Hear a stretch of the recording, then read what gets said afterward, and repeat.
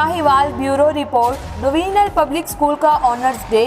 Matric 2021 के सालाना इम्तहानात में कामयाब 559 तलबा तालबात को मैट्रिक सर्टिफिकेट दे दिए गए। तकरीब के मेहमान खुसूसी मारूफ समाजी शख्सियत और स्कूल के बोर्ड ऑफ ट्रस्टीज के रुकन चौधरी सुल्तान महमूद थे, जबकि मेहमान इजाज़ में director development Ahmad Hawar Shahzad, director college Mohammad Masood Ahmad Faridi, deputy director college Shabab Fatima, district education officer Hadim Hussain Mohal, मारूफ समाजी शख्सियत शेख मोहम्मद यूनुस, माहिर तलीम अब्दुल बाकी खान और मिसिस शाद मसूद थी।